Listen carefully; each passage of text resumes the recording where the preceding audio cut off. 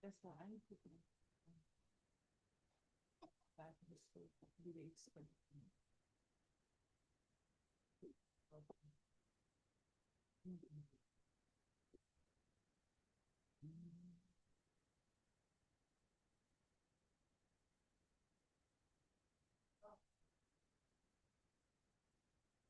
What's going on here? Well, it's a little bit of rain. That's what they tell me when it's a little, let's wait 2 minutes and not out. Oh, yes, always. That's okay. Yeah. Understand. Yes. We get ready to hit the gas. Hey, we'll give one more minute. She asked. Yes. Why did you do that? Don't I ask you if you? Yes, ma'am, but. Different. You know, I appreciate you. If you don't want Councilwoman Little to tell you how to be polite. All right, are we all set to go live? Yep. Well, I don't know, that's okay. I hope so.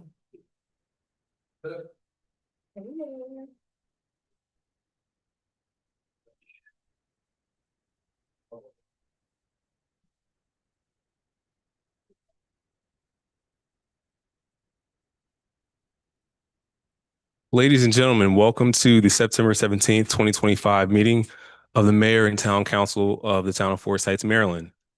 The time is now 8:02 and this meeting will come to order. Madam Clerk, please call the roll.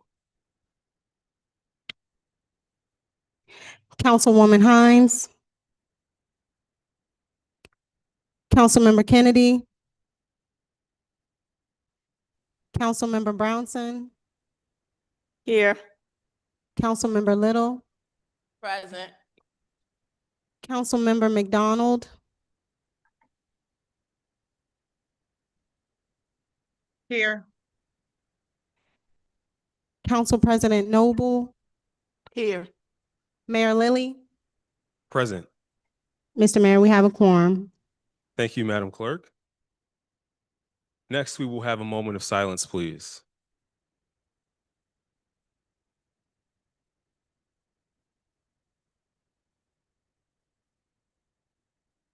Thank you. Next, we'll have the Pledge of Allegiance. I ask that everyone who's able, if you would join us in standing at this time.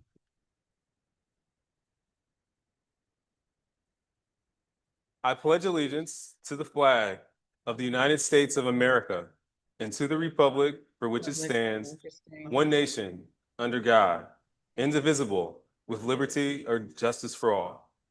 Please be seated. Okay, the minutes for September 2nd, 2025 were distributed in advance. Are there any additions or corrections to the minutes from September 2nd?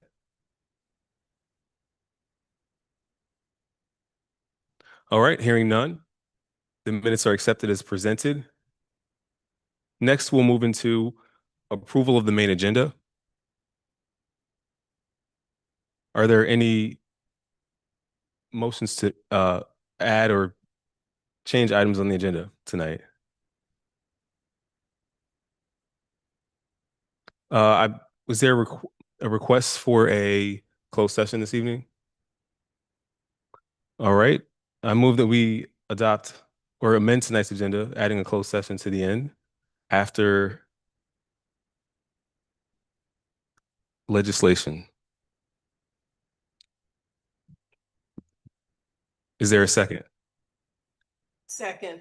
All right, it has been moved and seconded that we amend tonight's agenda, adding a closed session after legislation. All in favor, please signify by saying aye. Aye.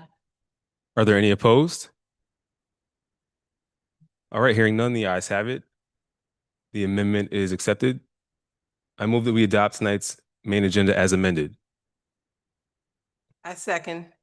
It has been moved and seconded that we adopt tonight's main agenda as amended. All in favor, please signify by saying aye. Aye. All right. Are there any opposed? Hearing none, the ayes have it, and the agenda is adopted. We have a series of, no, we just have one proclamation this evening, which is for Hispanic Heritage Month, which runs from September 15th until October 15th.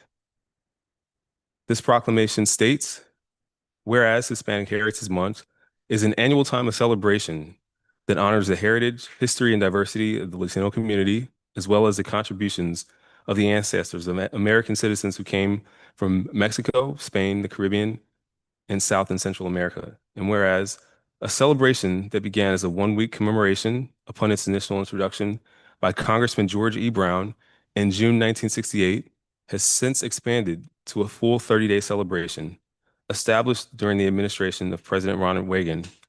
And whereas the observance, which begins on September 15th, a date that marks the independence anniversary for Latin American countries El Salvador, Guatemala, Costa Rica, Nicaragua, and Honduras, with additional Latin American nations celebrating their independence on dates ranging from September 16th to October 12th. And whereas the Latino community has made invaluable contributions and strides to include civil rights and labor movements fighting for farm worker rights, military service, serving and assisting in the Revolutionary and American Civil Wars, founding and expansion, where Latino Governor of California, Felipe de Neve, led the founding effort in naming the settlement that would later be called Los Angeles. Arts and culture, having produced films and artists such as Frida Kahlo, and politics and economy, having proclaimed Sonia Sotomayor as the first Hispanic woman to serve on the highest court in the nation, confirmed by the Senate in 2009. And now, therefore, I, Mayor Troy Barrington Lilly, and the Town Council of the Town of Forest Heights, do hereby proclaim September 15th, 2025 through October 15th, 2025 Hispanic Heritage Month.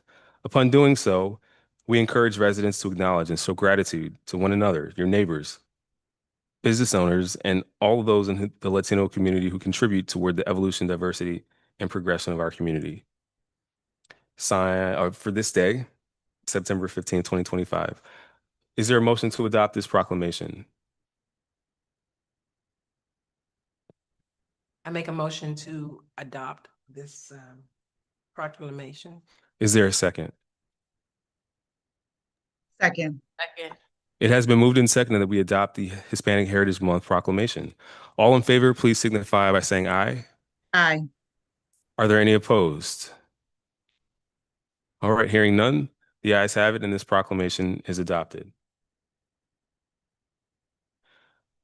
Next, we will have a swearing in of our Strategic Planning Commissioner, Mr. Joseph Edwards, if you would please come forward. And is there someone who can hold the Bible for Mr. Edwards tonight? Okay.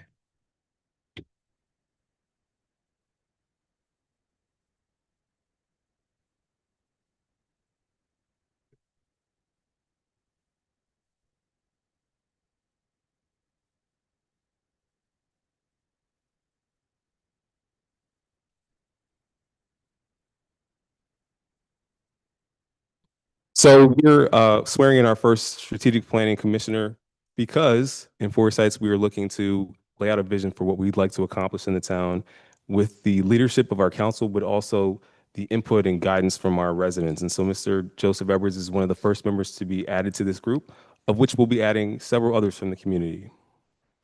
And we'll need to step just a little closer so they can hear us. So we're going to reverse. You'll stand here and you'll place your left hand on the Bible. Would you like to swear or affirm? You were going to affirm. I think affirm is on the agenda, so I'm affirming. Okay. Raise your right hand.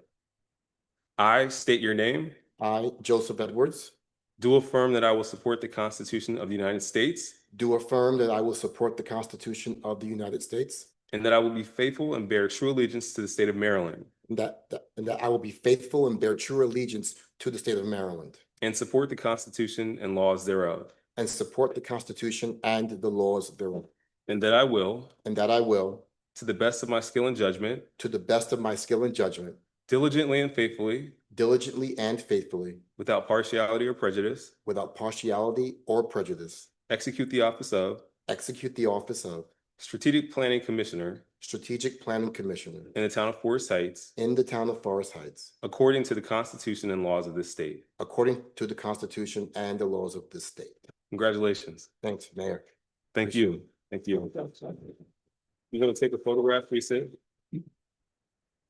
And I guess we could sign. Sure.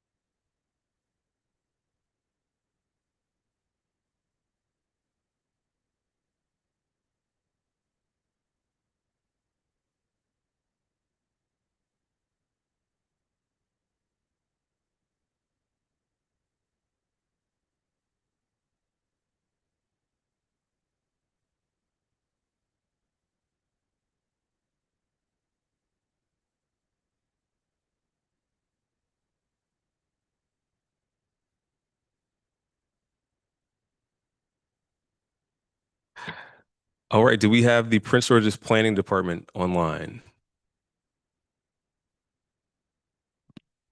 Next on our agenda We is do. Yes, we Prince do. George's County Planning Department will be giving a presentation about the GO Prince George's Transportation Plan, which is in its formation. Who do we have? Is it Miss Crystal Hancock who's speaking on behalf tonight? Yes. Good evening. I thought I unmuted me, but I apologize. Good evening. My name Good is evening. Crystal Saunders Hancock, and I bring you greetings from the Planning Department to you, Mayor, as well as the Town Council, as well as the residents of the town of Forest Heights.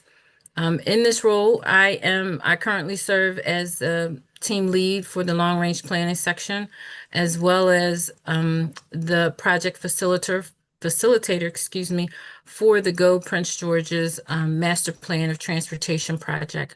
On our call today, we do have the Transportation Planning Supervisor, Mr. Mark Berger, as well as our project manager, Mr. Dharm Guruswamy. We also have the Deputy Project Manager, Evan Tenenbaum, as well as another staffer, Ms. Marion Hennessy. So we have a short presentation. I know we were limited to 10 minutes. We do have a short presentation that we'd like to share with you. Absolutely open for questions and answers. If at the end of this you still have a few more questions, our team will be available to answer any additional questions that you might have. Well, now I'm jealous that their cameras are on and mine isn't. But in any event, thank you again for having us. Any questions, we'd be more than happy to answer them. If there are questions at the end, there'll be ways to contact our team. Otherwise, please, we're open for comments, questions, and we can go from there. I'll jump in at the end if there's, and we can just wrap it up. So thank you again for allowing us the opportunity to present our project. Yes, thank you. Thank you, Crystal. I just want to do a quick mic check, and if you can see my screen, the presentation. Yes, we can hear you and we can see your screen. Excellent. So, like Crystal said, we're here to present an update on Go Prince George's. My name is Evan Tenenbaum. I'm the Deputy Project Manager. Dharm Guruswamy is the project manager. He's here to also assist in the presentation. This is a quick snapshot of what we will cover in this presentation, including our project's purpose, the overview, timeline, and resources, and how to contact us for questions and to provide comments. Go Prince George's is a preliminary countywide functional master plan, focuses on multimodal transportation within the county, including the town of Forest Heights, and provides a roadmap for street classifications and transportation enhancements and investments to our mobility network. This plan, when adopted, will replace the most recent 2009 approved Master Plan of Transportation and includes several facility recommendations carried over from previously approved master sector or transit district development plans, like the Eastover Forest Heights Glass Banner plan circled there. That was the last one for the town of Forest Heights. I'm going to turn over to Dharm Guruswamy to talk about engagement and the first sections of the plan. Thank you, Evan. We've collaborated with our community on Go Prince George's since the project's inception in 2021. We've conducted extensive public outreach, as you can see on this slide, over the preceding 3+ years. Next slide, please. After the preliminary plan was released in February of this year, we conducted additional engagement to help inform new modifications to the plan, leading to a final version, which is expected to be approved in 2026. In March, we hosted 2 open houses to gather initial feedback from the Prince George's County community.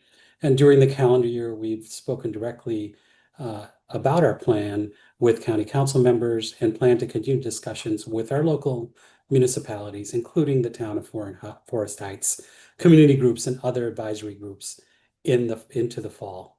Next slide, please. So Go Prince George's is comprised of 5 sections. The first section is the introduction and background. This section introduces a project and also discusses the county's existing transportation network, highlighted by information from our current conditions report. The report highlights great county modal assets with facilities that serve approximately 1 million residents and the county, throughout the county, but there's also a lot of opportunities for transportation enhancements and improvements, which is why this plan is being updated. Next slide, please. As you can see here, we've got thousands of miles of sidewalks and bikeways, over a dozen Metro Rail stations. We're going to have a lot of Purple Line stations soon, 8 MARC stations, 1 Amtrak stop. We have 7 local bus operators, including Metrobus. And then we also have the major roads you can see. Next slide, please. So section 2, and we move into it, you'll find that all of our recommended policies and strategies of the plan, our policies and strategies are there because they help shape our local regulations and practices in order to implement the facility recommendations of the plan, which Evan will talk about later. Next slide, please.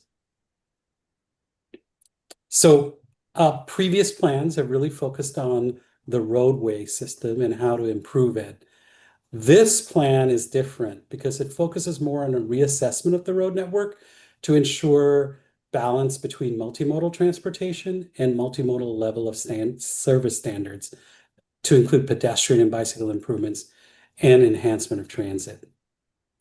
Additionally, providing guidance for complete sidewalks and other pedestrian paths that encourages Prince Georgians to travel more frequently and easily to their desired destinations. Designing the pedestrian network for direct routes, constructing complete systems, including ensuring there are no gaps, safe crossing of roads to provide more opportunities for people to cross, enhance collaboration with partner agencies for data analysis, and conducting speed and safety studies that support programs like the County Schools Safe Routes to School, which are included as potential strategies. On our roadways, really briefly, we're very supportive of both complete streets and green streets, and I think most of the people in attendance know what those are, so I'm going to skip that in the interest of time. With transit, the goal is to support and enhance existing transit and other services in the region. Policies and strategies include improving placemaking at transit stops and stations to create a sense of place and safe gathering spaces, improving the frequency of service, stop amenities, and the safety of passengers getting to bus stops. With the adoption of the county's transit vision plan in May, we're also working to incorporate those items into the plan as appropriate. The bicycle network is important too for ensuring safety and cohesiveness for travel between our established neighborhoods and the county's bicycle and trail network. for commuting, exercise, and general recreation. Collaboration will continue between our agencies to improve bicycle infrastructure at multiple levels of government. Policies in Go Prince George's include the development of a countywide bicycle and shared use network, redesign of the road network to accommodate room for bicycle infrastructure, wayfinding and signage on low-volume neighborhood roads, and capitalization of available off-road rights-of-way to create greenways, shared use paths, and natural trails for support of our new infrastructure. Next slide, please. We also cover a lot of other modes, including micromobility and transportation network companies, which I'm sure you've heard about. There's also other modes covered under the plan, but we're trying to keep to 10 minutes, so we're going to skip those in the interest of time. Next slide, please. And I'm going to turn it back to Evan to complete the presentation. Thank you. Thank you, Dharm. As he previously mentioned, Section 3 is the facility recommendations. These are specific detailed recommendations for various roads and trail locations throughout the county in the plan. Our reclassification of our road network can help identify the vehicular, bicycle, transit, and pedestrian improvements to incorporate into projects, either state or county-led, or municipal or developer-led. These tables and maps focus on our recommended improvements, including the incorporation of urban street design standards. This is a manual that was produced by the county to provide more multimodal roadway in contextual locations throughout the county. This section also provides a comprehensive table of regional shared use path and trail facilities as well. For an application for the town of Forest Heights, I selected 2 road segments that are within the plan here. The segment of Maryland 210 right near the DC line, and Bald Eagle Drive between 210 and the Beltway as well. So you can kind of see in these aerials, these wide right-of-ways, mostly used for vehicular travel, not a lot of places to cross if you're a pedestrian, not a lot of room for safety if you're a bicyclist trying to get from a neighborhood to another location. So using a lot of these cross sections within the urban street design standards, we can provide recommendations for agencies like the State Highway Administration for 210 or for the town of Forest Heights for Bald Eagle Road, as an example, for a way to reimagine the road network for providing room for these multimodal modes of transportation. You can see in this cross section here, a little bit more room for pedestrians, bicyclists, street lighting, and trees. There's still room for vehicles, but there's also that extra room for transit, shorter crossings, distance-wise, a lot more amenable to potential redevelopment in the area. Section 4 discusses that transition from recommendation to implementation through monitoring and evaluation. We have several different documents that can provide kind of the guidelines towards our developers or to municipalities as to how to implement some of these recommendations, and also recommending work programs. Section 5 in the plan just discusses is our appendices, providing resources used to create our plan. A lot of these there you see here, as well as the acknowledgements of all of our team members, partners, and our consultant services. This is a general glimpse of the Go Prince George's timeline. We are currently in our public engagement phase. We went through various revisions and our planning board and public release earlier this year, and now we're in engagement. The next major step will be our joint public hearing. This is anticipated early 2026. This will offer the opportunity for interested parties to submit official testimony or official comments on the record, and allows our team to analyze that testimony and recommend adjustments and revisions to the plan. While comments are welcome from now until then, including tonight, official comments to the plan cannot be made until the joint public hearing period. The joint public hearing will be followed by work sessions with our planning board and later with the county council. Final adoption of the plan is expected in late 2026, and you can check the website for any adjustments to the schedule. Speaking of the website, the link here is at pgplan.org/go. It's listed down here. It's also on these QR codes that you've been seeing throughout these slides. Provides information about the project, including the preliminary plan itself that is posted on our website. Also includes our current conditions analysis, a one-page cheat sheet. If a lot of this information is too dense, there's a little one-pager that you can just look at and see the information at a glance. We also have an overview video on this YouTube link shown here. In the interest of time, we couldn't show it tonight. We also have a facility recommendations map book. So if you want to look into the section 3 and you want to locate where the specific recommendation is located, you can follow in the map book, or our web map that compares previous recommendations and previous plans to our new recommendations. We also have timelines and resources and additional news on the plan as well. If you like physical copies, you can find them at several locations within the county, including municipal offices of the town of Forest Heights. So this concludes the presentation. This is our Go Prince George's team here, listed here, and we are happy to answer any questions either now, or you can reach out at our email address, gopgc@mncppc.org. Thank you. Thank you so much for the presentation. One question was, is there a way to get a virtual copy of the presentation to share with council? Or could you Sure, email? I think we submitted a copy of this presentation prior to this, but if you would like for us to forward a copy of it to you, we are more than happy to go ahead and do that. Thank you very much.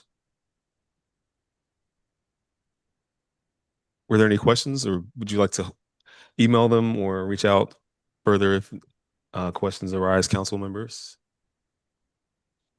All right, thank you so much. I We have look my hand forward- raised, Mayor. Council Member McDonald. Yes, good evening. Thank you Good very much for the presentation, the outline of the presentation, and it was very well structured. So thank you for that. I wanted to ask a question about a hard copy of the, what is it, the Plan 2035? 2035? Yes. How could we get a hard copy or hard copies of that? We will have to get back with you on that. I don't. I have one. I can lend it out. We only got one copy, but I do have a hard copy I can lend if Councilmember McDonald wants to see it. For Plan 2035 or this document, you're referring to Plan 25? Plan 2035, yeah. Yeah, okay. Plan 2035, yes. Yeah, if I can get back with you, I know we've had moves, and I apologize. I mean, I don't know. I'll have to get back with you on that, so we can go ahead and follow up with you. If we have another copy, we'll send it. Either send it. No, or I have we'll a copy. follow up I have a with you. copy, so Okay. I'll give it to Councilmember McDonald. Thank All you. right, perfect. Thank you so much very for the much. presentation. We Okay. appreciate your time. Thank you again. Have a great evening. Again, any Thank questions you. or comments, we'd love to follow up with you. Thank you so much. Thank you and have a Good good night. evening. Good night. All right. We actually need to amend our agenda tonight. We actually have another county agency that is on the line to talk about a project. This is specifically for Forest Heights. This is the Department of Environment. And so I move that we adopt tonight's agenda, adding the Prince George's County Department of Environment to give a very brief update about the Modoc Lane project. I second. It has been moved and seconded that we amend tonight's agenda, adding a presentation by the County Department of Environment on the Modoc Lane project. All in favor, please signify by saying aye. Are there any opposed? All right, hearing none, the ayes have it.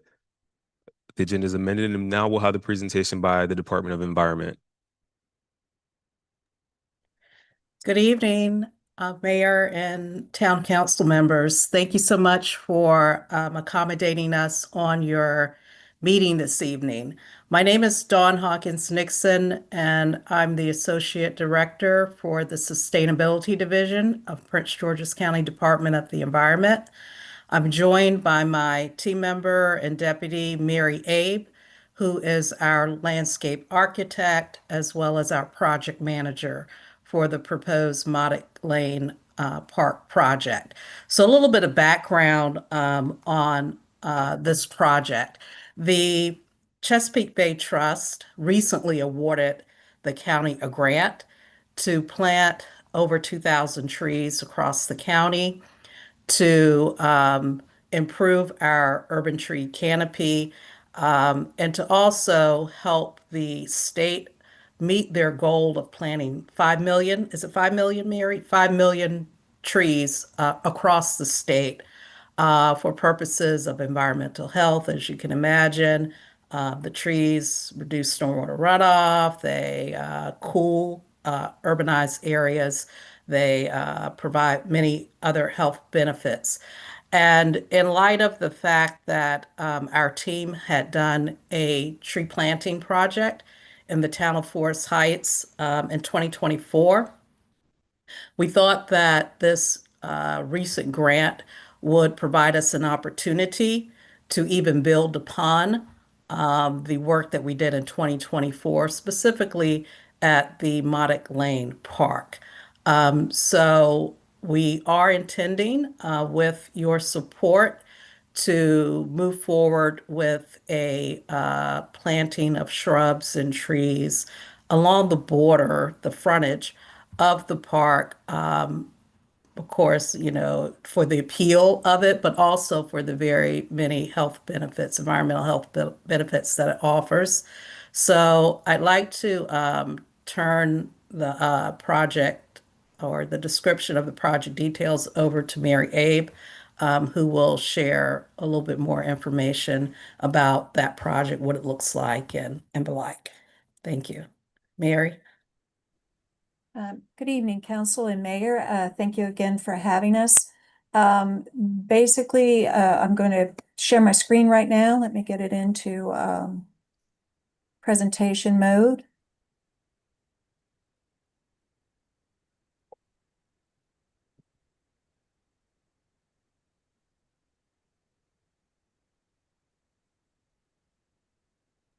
Can you see my screen? Not yet, Mary.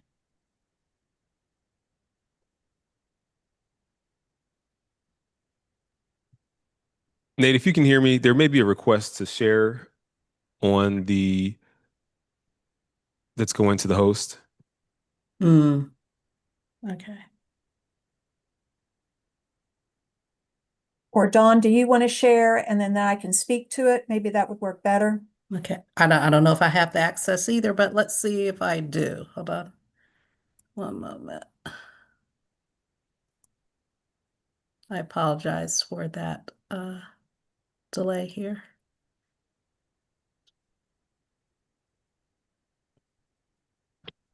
Mary, it looks like you now have rights. Full screen, great. All right, I will go ahead and start.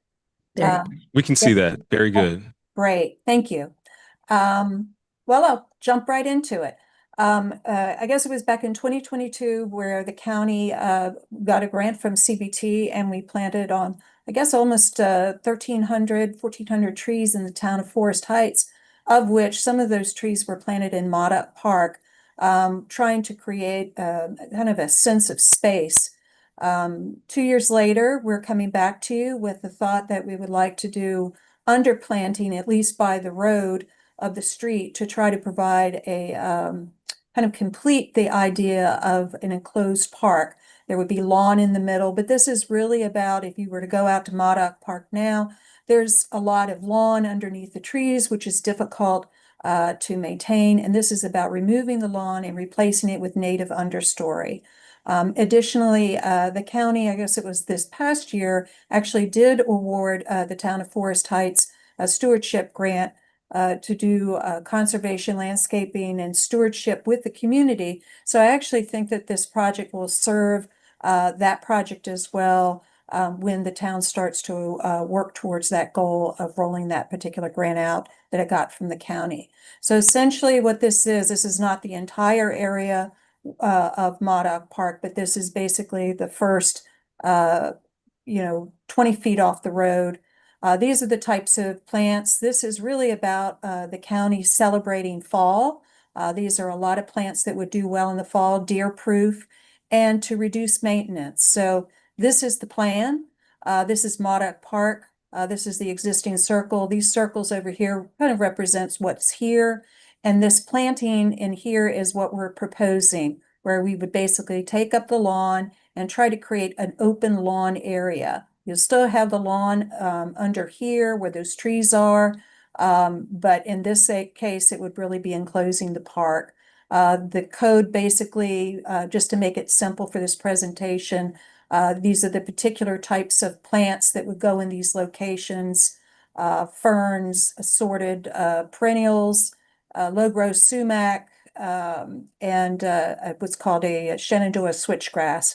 All of these things that we would be planting are native, would work out well in this situation. And again, this is meant to provide a sense of a park-like space and try to begin to complete the vision of a really beautiful park space for the town. So that about sums it up. I think what's important too, and I'm sure that Dawn has been speaking with the town, we are on a fairly tight deadline where our county executive would really like us to help beautify our spaces. And so we're really looking to move forward with this project as soon as possible. I think Dawn's the best one to speak to that.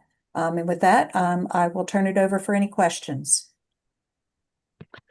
Thank you so much for the presentation. Are there any questions? Councilmember Brownson. Are you only gonna plant at Modoc Lane? Can you plant in other parts of the town that's the right of way of the town? I was specifically speaking about our community garden. The entrance there in that area could use some beautification. I can address that and I'll turn it over to Mary. So we can do additional plantings at this time. We're on a tight timeline to get certain project areas done, but I think that we can certainly take a look at those areas that you might want us to do additional plantings and then fit it into our work schedule over the course of the next, Mary, how long do we have? About a year or so? Well, actually this fall. Oh, okay, this fall. Yeah. So we can take a look at those areas that you might want us to consider and determine if we can work them into our schedule. Mary has a team that they're working on their various projects, but we will at least take a look to see what we might be able to accommodate into that schedule. Mary, you have any other thoughts? If it's a simple enhancement around a sign, like something that's about, 100 square feet, which is an area 10 by 10, that's something we can very easily do. The reality is the planting that we're putting in here is a fairly expansive planting at Modoc Park. And so the county can be prepared to establish these plants. But, I would want to work when we start to spread plantings out, it becomes a maintenance concern. So I would want to make sure that if we did it, that, the town was aware and somebody was watering those plants, because when it gets spread out, it gets more difficult. But if the community garden, maybe there's gardeners there that can help. But again, I would say a reduced scope of planting, but we can certainly take a look at it for you. Thank you. Yeah, I think we'd love to continue our partnership if we can on other projects after this one on the tight deadline. Any further questions? Council President Noble. Yes. Good evening. Thank you for your presentation. I guess I had almost the same question as Councilwoman Brownson, but because 210 divides us here in Forest Heights. So if Modoc is going to be nice and pretty, then on the other side, maybe at the Veterans, you could look over at that park and enhance it. It wouldn't require a lot because I think it's beautiful now, but we could just use some enhancements equally on both sides. And I know planting, you're trying to do it for the fall, these trees, but will you be able to plant other trees in the spring? Well, to be honest, there's no trees in this planting in Modoc Park. These are all understory plants because there's quite a few there's quite a few trees in Modoc Park. And so this is really about taking it to the next level and making it kind of a nice layered enclosed space so that it really makes it start to feel more like a park. Regarding Veterans Park, are you referring to the area where there's almost like a triangle park? With which area is Veterans Park? Is it the triangle median area or is it the gathering park? Yes. It's in the circle at Woodland and Seneca. It's that triangle median area, yes. I'll tell you what, we can take a look at it. I can't guarantee you, we're looking, I'm gonna be upfront and we're looking to actually begin this project as soon as possible. I'm looking to get delivery on the plants at our pen. I can try to fit it in sometime in October, but we'd like to get this one done starting in September if it's possible. But we can have a look. I guess the question would be if I propose a design for or an enhancement for the Veterans Park, would we need to come back to council to present, or could I work with the town manager on a sufficient enhancement because that delays our how we stage things? We've got a resolution on the agenda tonight to vote on, and once we do that, any projects in connection with the tree project and the shrubbery can be approved through town manager. Yeah, with consultation to council. Then I would be happy to meet with my team out there, and I realize it's already got a nice planting to it, and we put some trees there, but maybe we can do something a little bit extra, and I will talk with the town administrators and whoever you need me to talk to see what it is that you're looking for. Thank you so much for the presentation. We really welcome the opportunity. And over the summer, we had an assessment from a national nonprofit called America in Bloom. So what you showed tonight is really helping us move toward Forest Heights in Bloom, which is really our goal. So thank you. Wonderful. Thank you for the opportunity. Thank you. All right. Have a good evening. Thank you. You too. Bye. Council would bear with us. We have a lot of people speaking to us tonight, but it's all good things. And I neglected to mention that we also have our lobbyists here at Greenwell. And I believe what they have is actually a brief question for the council just to gather some information about legislative priorities going into the next session, which begins in January, the Maryland State House. So if you would, could we amend the agenda to allow Greenwell to speak briefly since they're in the House this evening? I move that we allow Greenwell to speak and approach or to query the council briefly on the agenda tonight. I second. Is there, there's been a motion and a second for us to allow Greenwell to address the council tonight. All in favor, please signify by saying aye. Are there any opposed? Aye. All right. Madam Clerk. Mayor Lilly, can we just confirm that Councilman Kennedy hasn't come on? He's not joining tonight. Yeah, he won't be joining tonight. All right, so we had the ayes have it. Greenwell's been approved to speak on the agenda, and Avio is coming up a little bit after, right after that. All right, Mr. Carpenter and Ms. Felice, good evening. Thank you very much, Council Mayor. Jonathan Carpenter, Greenwell Consulting, Leslie Felice. Mayor Lilly, can they get to the mic because I can't Yes, hear. I'm having him Is this turn it better? on right now. There we go. Jonathan Carpenter, Greenwell Consulting, Leslie Felice. We just wanted to talk about, we said we'd come back and talk about priorities for the upcoming session. I want to update you that we did have a meeting with Dr. Thompson over at the elementary school. We're moving forward and preparing for the next session's commitment of the $450,000 to put on top of the 450 we got last session for the Boys and Girls Club to be built there. This is a fascinating project. We're looking forward to it, but we are on par to get it done. So that we know is one of your number one priorities to bring here to the town and to get that Boys and Girls Club built. So we're looking forward to that. We're looking into, I think it's the declination form from the Maryland State Retirement System. So we'll look into that and see how what comes out of that. We'll have those conversations and bring them back to you. So again, we just wanted to poll and see if there were other priorities that you'd like for us to look into.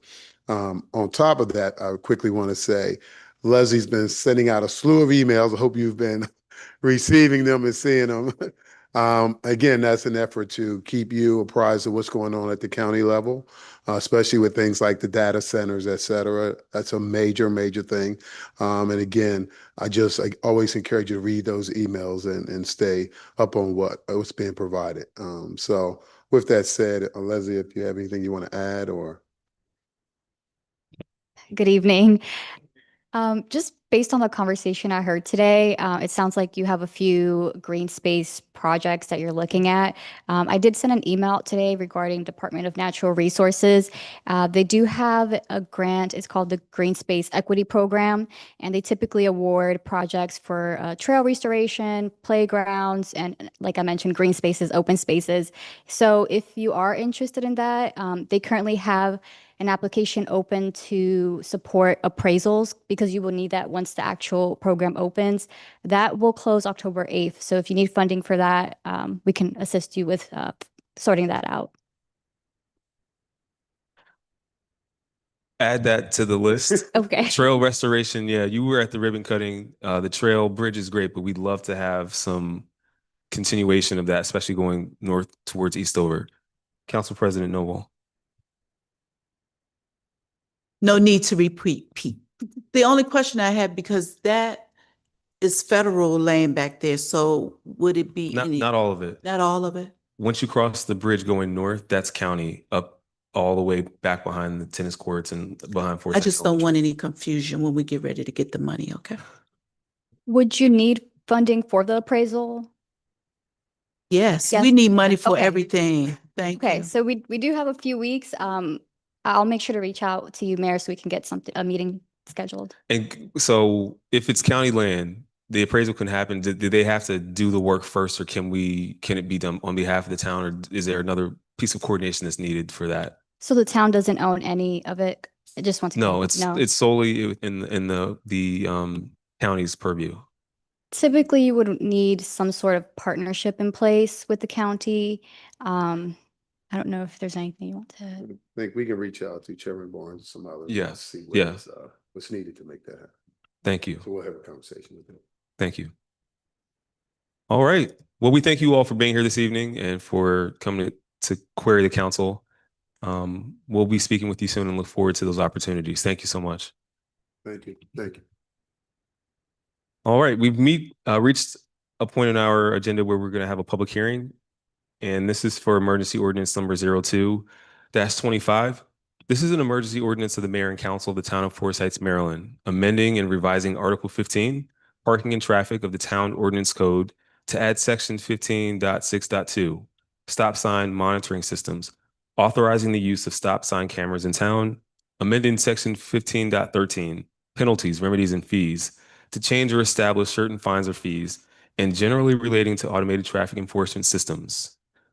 The benefits of this emergency ordinance are improved safety by helping to reduce dangerous driving, which has been observed in several pilot studies within the town, fair and tiered penalties.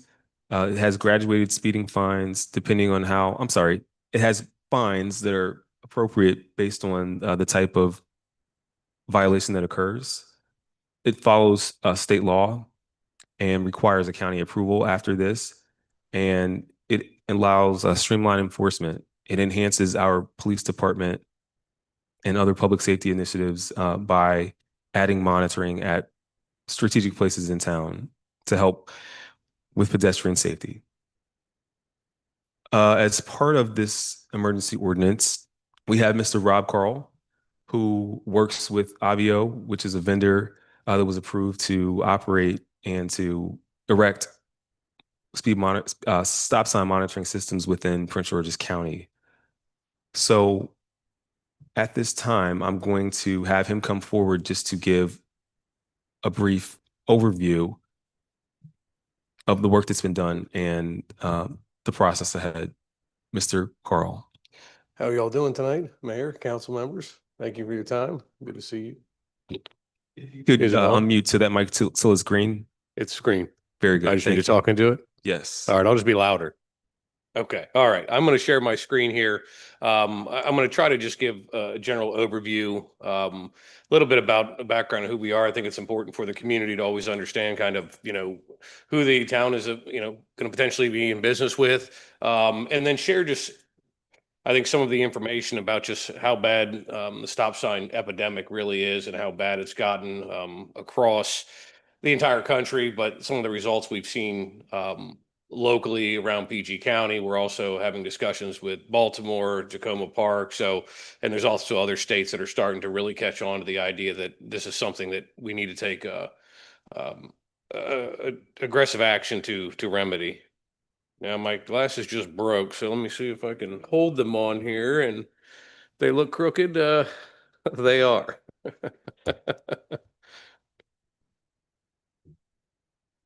All right, let's just. Perfect. So again, good evening. I'll go through this, I think 5-10 minutes. Yes. Oh, there was. Do you want me? Well, can we? How you want me to sit down in the chair? Yeah. All right.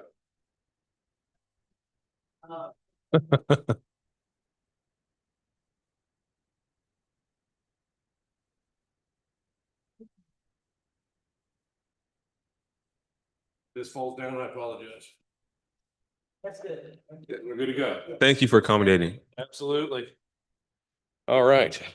And y'all can hear me? Oh, all right. Yeah, there's better things to look at than my back. So this is just an example. This is actually from a community in PG County. I think a lot of people think about stop signs. They think that it's, rolling stops, right? It's really not. It's become so much worse than that. Rolling stops are, probably 50% of the time. The other 50% of the time, when we look at violations, this is the type of stuff we're seeing where people are just not braking anymore. If they do touch the brake, it's almost to just say, I did it, but not actually have any impact on the speed at which they're going through the intersection. So we believe this. I'm sure if you're involved in public safety at all, every crash is preventable. There aren't accidents. Everybody's doing something at the time of an accident. You're changing the radio, you're eating a Big Mac, you're looking at your phone, you're whatever it is, you're doing something that created the environment for you to be not paying attention, running a stop sign, a red light, speeding, whatever it may be. So it's critically important. A little background on the company. I don't want to spend a ton of time, but the founders of the company and pretty much every engineer that works at the company has been in public safety and AI camera technology for a very long time. And the two founders worked together at a company called Motive, and they designed a dash cam that you're seeing there. It's actually deployed in about 200,000 commercial trucks on the road. And it actually looks out the front of the vehicle and can detect all these different behaviors, and it talks real time to the driver. And so with that product, there's been a 25% reduction in accidents. So I say all that to just say the genesis of Obvio was, how do you take something like this and then take this same type of technology to the broader masses and help make, people walking down the street safer, everybody that's navigating the roads safer. So HB 364 was the legislation that was passed in, November of 2024. It was officially signed, and that was the legislation that was passed by PG County that allowed for stop sign enforcement. We're really proud that we worked very, very closely with a lot of the Prince George's County communities, a lot of the chiefs, and spent a lot of time. One of our founders spent a lot of time in Annapolis and really worked to bring this legislation to life. And since that time, we are now working with 8 different communities in PG County that have actually deployed the solution. And I'll talk a little bit about some of the great results that they're seeing. So it's really been, it's one of those things where you don't know if you impacted or saved a life, but you have to believe you did. Especially when I see how many violations there were before we implemented the solution, and then just to actually see the results now. So this just kind of gives an overall snapshot. This was done some time ago, but we just did a pilot. We're in 12 different municipalities. This is about 40 cameras or so, and we were seeing 27,000 violations a day. So this is just to give you an idea. I mean, the numbers are absolutely staggering. I think that stop signs are yield signs pretty much nowadays. And when you look at it, we're seeing on average about 85% of people don't stop at stop signs anymore. And again, that's anywhere from a rolling stop to they just went straight through it. And there's a lot more of just going straight through it than I think people realize. My perspective, I'm sure all of yours, is the roads have gotten much more unsafe. I know I've been driving around for a number of years, and I've been in this area my entire life, and just more people, more things going on. It's just safer, right? Everybody's in a rush. And, what are the problems? I think everybody's probably pretty familiar that PG County is not doing great when it comes to overall traffic safety and the number of pedestrian fatalities. They lead the way every year. There's just a wider range of reckless behaviors, which makes it harder to fix this. We talked about, right? The cell phone has just been a wonder in one case, but in another case, it's been something that is just, we all seem to can't live without it no matter what we're doing. And I think a lot of it is just a lack of awareness. Every time I talk to a group of people and I review pilot results with folks, there's a jaw drop moment where it's like, oh wow, I just had no idea. And it's been hard. There's dwindling officer headcount, and that's in every department across the nation. And unfortunately, if you have low staff, you have to stay focused on some of the larger crimes and that kind of thing, and something's going to suffer. And a lot of times it's automated enforcement. There's budget shortfalls. I hear that in every community I talk to. And then there's just lack of community buy-in and, again, awareness of the whole problem.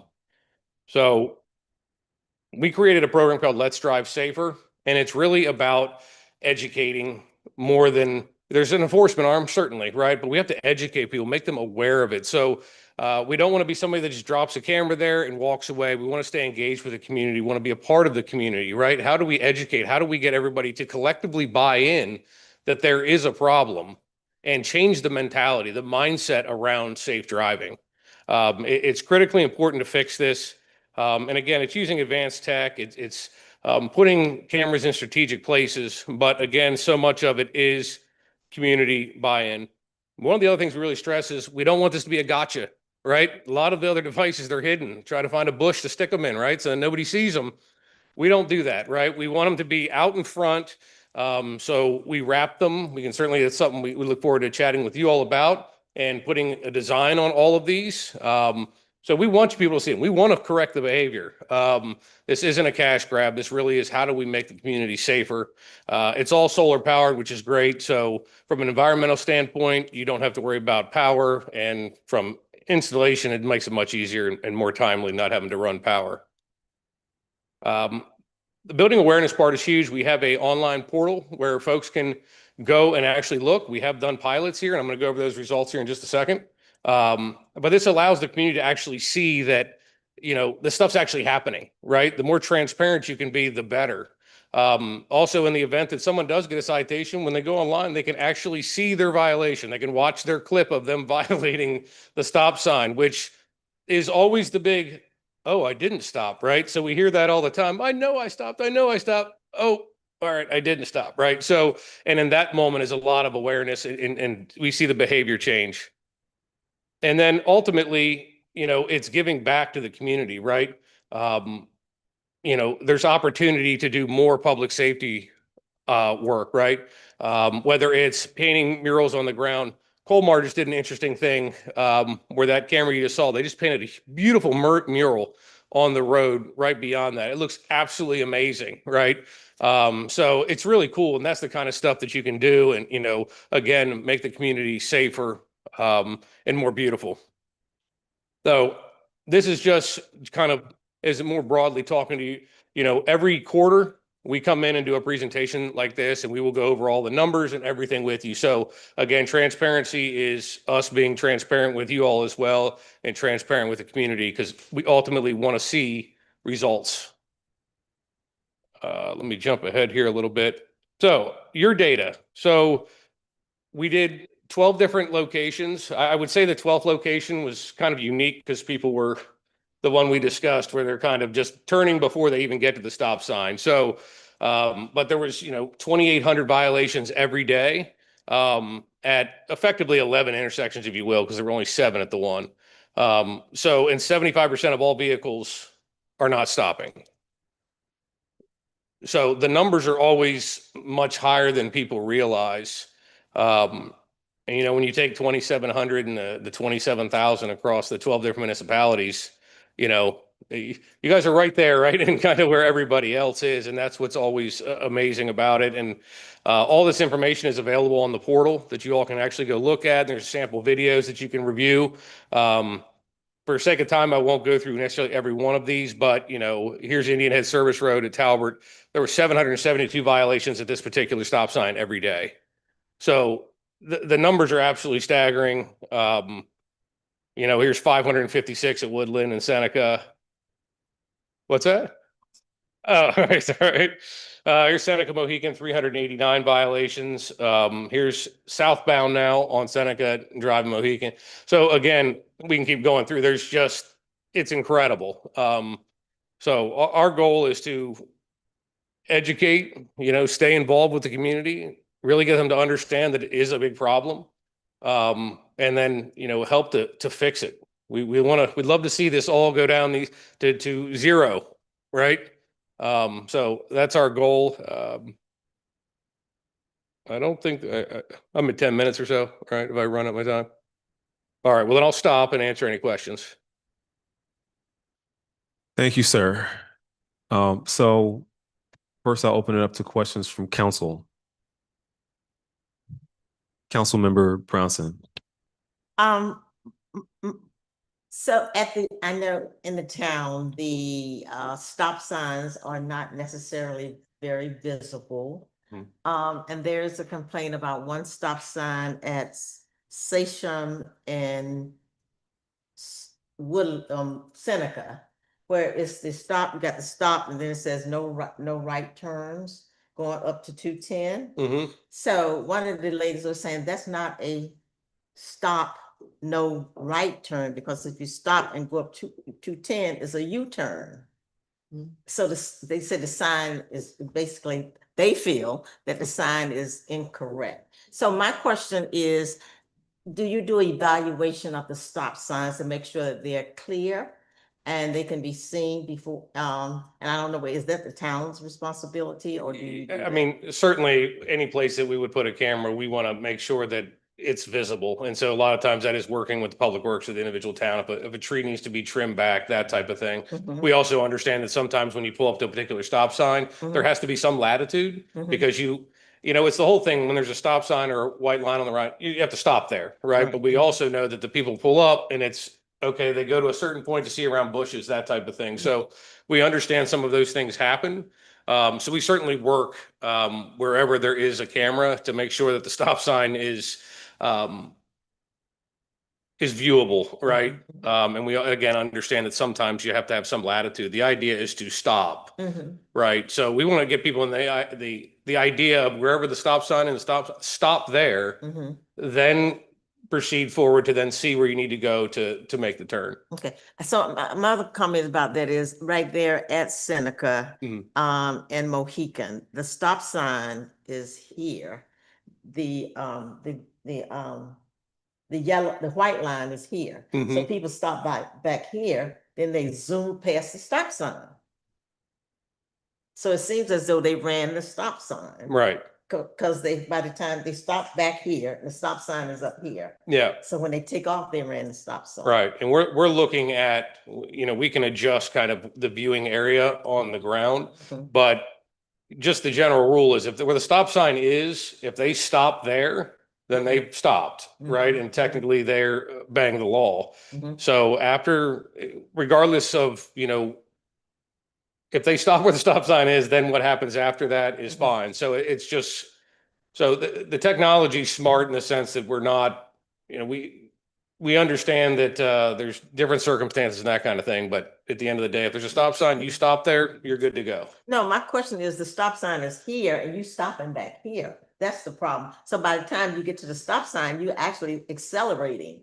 Are they behind a bunch of cars that are stopping? I think what I heard was if they stop at a white line, the white line is comes before the stop sign. If they stop at the white line, did they have complied? Yes. They've complied. That's correct. Yeah. That's correct. But by the time they get to that intersection, that's where the complaints are. People are speeding in the intersection. And that may be potentially ultimately something where that white line needs to be moved forward, exactly. right? Yeah, yeah. I live there, that's why I'm so. Yeah, absolutely. Absolutely. Yeah. Okay, thank you. Sure. Council President Noble. Thank you for the presentation. Absolutely. I want to make sure that we do have this technology at our schools. So we have two elementary schools, Flintstone and Forest Heights Elementary School, and I've witnessed, people running the stop sign. So they're not stopping, they're just running the stop sign. So I want to make sure the children are safe. I want to make sure our walkers and pedestrians are safe in the town. So those two places and all the other places, but especially those two. Right. And the way the law was written, it is focused really on school zones, right? So it has to be within a half a mile of a school zone. So that really is, the focus is more than anything, making sure children can get to school. There's always tragedy all over the country all the time about children getting struck. And that's what, more than anything has to stop. So absolutely. Yeah, I'll add that in reviewing the footage, one of the cameras or one of the areas where they noticed a lot of violations was at the stop sign at Talbot Drive, which goes down to Forest Heights. That had a really high violation rate. And so like Council President Noble, I spent some time on the pedestrian safety work group for schools in the county. That work group came to bear after the tragedy that happened at Thomas Stone Elementary over in Mount Rainier, is it, I believe? Riverdale? Brentwood. Well, I know there was Riverdale in 2023, and then there was another child that was just hit I think just a couple of weeks But a ago. school, yeah, there was a school in the county that a tragedy happened where two kids were killed in a crosswalk where the vehicle didn't stop. Yeah. And so in that work group, we're talking about ways to address the problem. And I think that this is a great way for us to do that before we have an incident, to be proactive. And we're really pleased that we, started our first pilot back. I think we approved it in 2023, the end of that year. So we're back here now, it seems like, with a solution. And you expanded the places you were looking at, and we found that the problem was even worse than we thought. Absolutely. Initially. But we look forward to, I think, some of the questions that have been raised. The camera monitoring will help us to adjust maybe the placement of some signs, lines, to get them to where drivers see them or where they allow traffic to come through, but people to stop, and for people crossing, obviously, to be safe. Absolutely. Okay. Well, thank you, Mr. Carl, for your Sure. presentation. Are there any questions from any? I'm going to open it up. Yeah. So I'm going to, if there are no further questions, I don't see anyone's hand raised at home. I'm going to invite members of the public if they would like to provide a statement or ask any questions. Thank you, Mr. Carl. Okay, absolutely. Thank you. All right. At this time, we'll have a public period for the hearing. Is there anyone in the audience here or online who wishes to speak at this time? If so, if you're in the room, you can come to the podium, state your name and your address.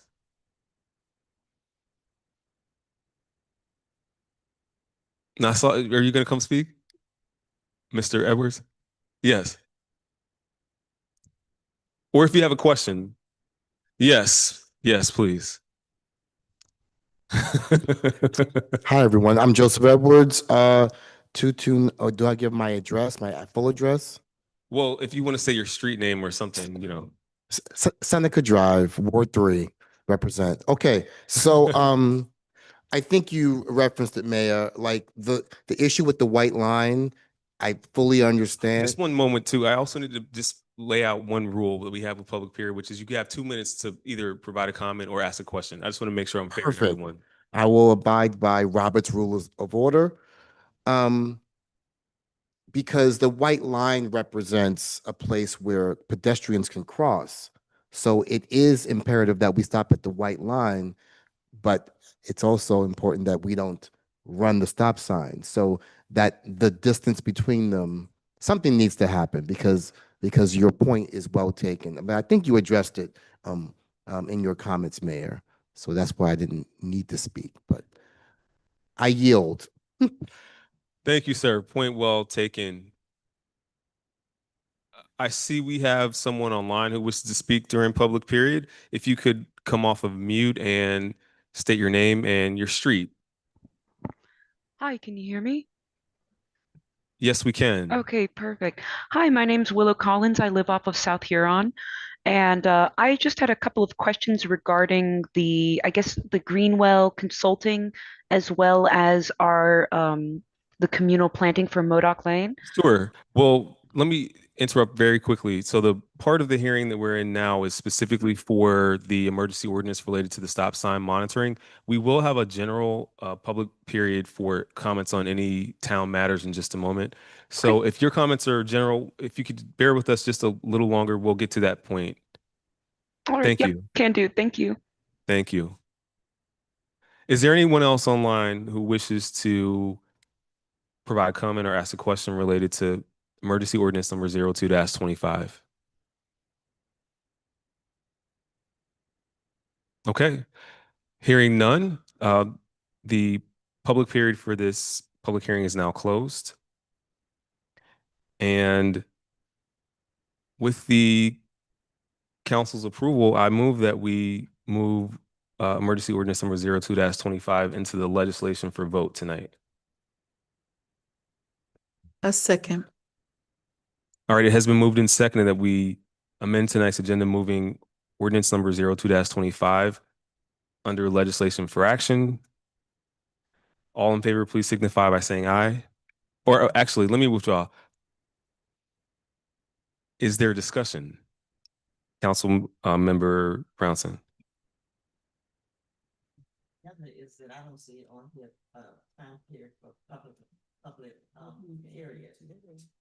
Well, we just had public period for this ordinance. There's a public period after council member and mayor reports.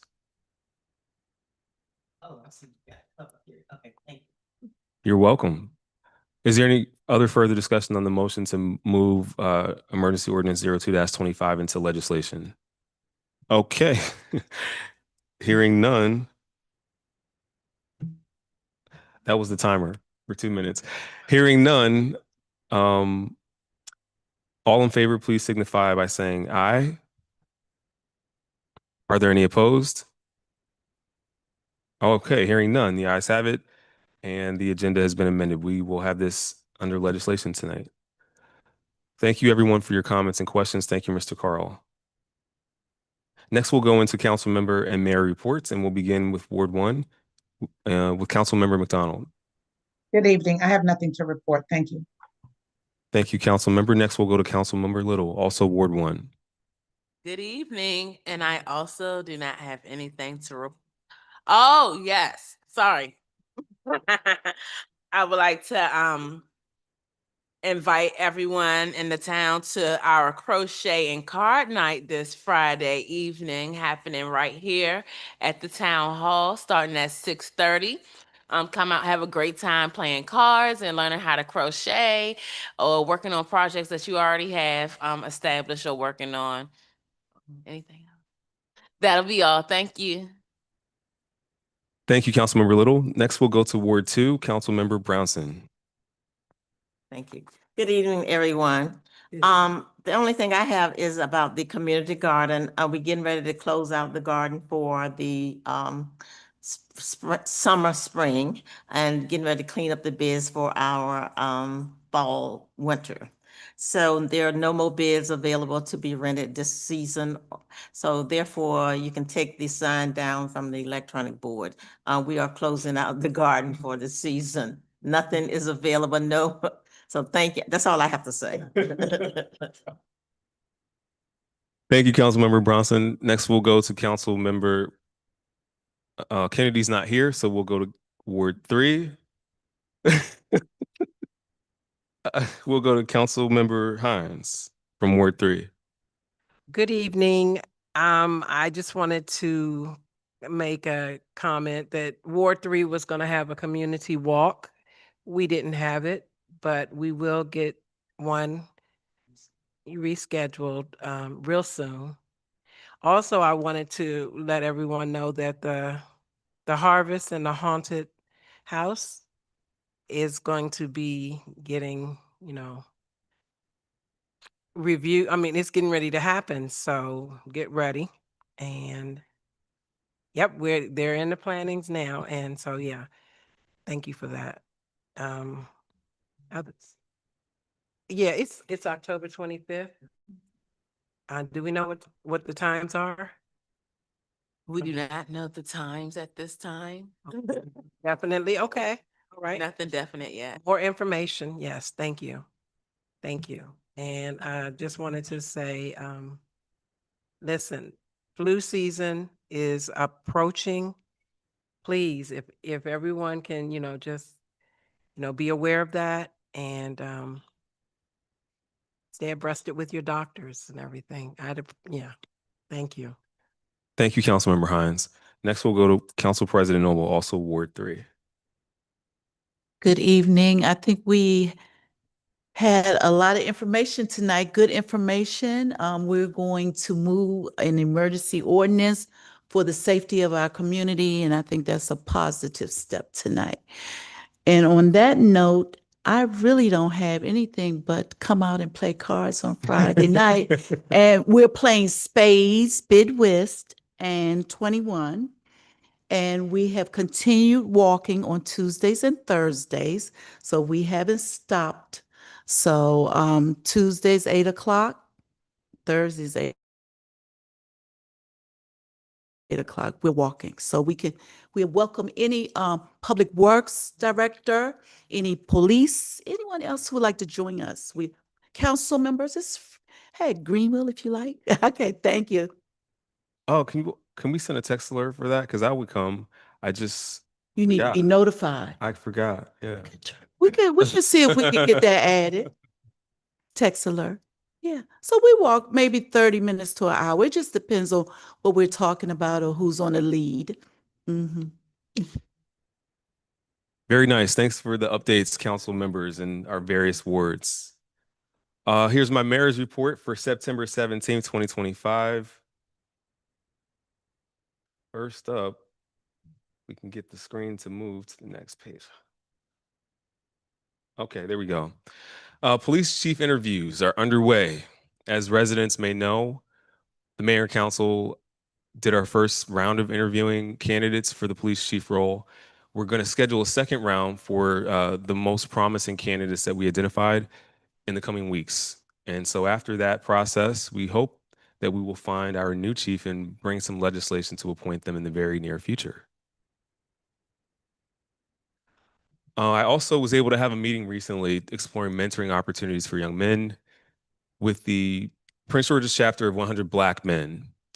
So we are going to wait on word from their board to see if they have capacity and if there is synergy. But we would like to offer something for the young men because you may be aware that the Southern Prince George's County Community Charities, which is the foundation arm of the Alpha Kappa Alpha chapter Upsilon Tau Omega, is running a program for young women called Power. It ran all of last year, and they've started their 2025-2026 season. So we'd like to complement that by doing something for young men as well. I'll report back when we hear what we can do next. I'm throwing back a couple of events that I didn't get a chance to show in September, but that happened in August. In August, we had a really great event. This year, we had something called Stuff the Bus, and this was a collaboration between the Evolve Foundation, which was founded by Kyle and Vashonda Arrington, who grew up in the area, and Tanger Outlets. And what happened was we did it two-part. We took the bus up to Tanger, and shoppers who were shopping at the outlet, as well as some of the local stores, donated items to the bus. And then the town donated some items. And with that collaboration, our acting police chief, Aaron Forster, and some of our other police officers were able to partner with Evolve, and they dropped school supplies off at all of the elementary schools that we have: Forest Heights Elementary, Flintstone Elementary, Oxon Hill Elementary, all three. So we're hoping to bring that partnership back next year, even bigger and better. And we just want to thank those partners who helped us to deliver literally right into the hands of our teachers and schools supplies for our students for this school year. And thank you to, again, Acting Chief Forster, who drove the bus up and back.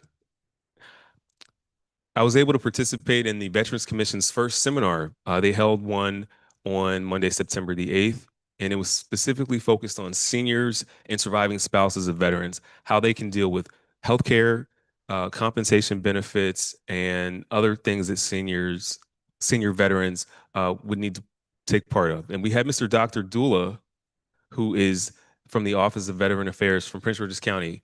He came back and he told us that actually our commission is one of the first ones he's had a chance to interact with at this level.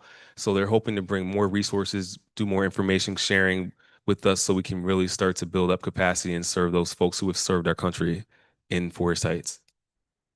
I also want to thank Delegate Jamila Woods, who came.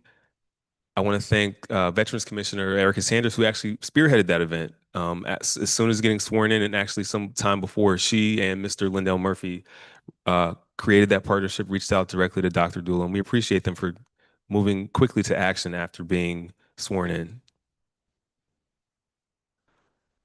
And as Councilmember Hines mentioned, we were supposed to have a Ward 3 walk on Tuesday, but the week before that, we had a Ward 1 walk with the Forest Heights Police Department. This is actually their event, and we piggybacked. I want to thank the police department for taking the time out, for planning this out. They do this all over the community every year in every ward, multiple times a year. We walked out and met residents where they were, face to face.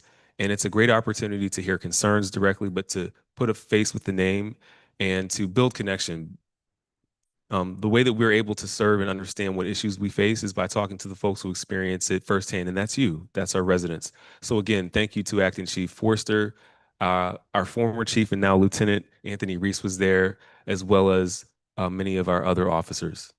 And just to put a story on it, I talked to one resident on Quaid Street who said, that was excellent. She's like, do more of that. That meant a lot. It really touched them. And she said that she and her neighbors felt really engaged and connected to that. So we're going to try to do more of these, and we'll definitely get Ward 3's walking rescheduled. And sure, did Ward 2 already have their walk? So Ward 2's walk will come not long after that.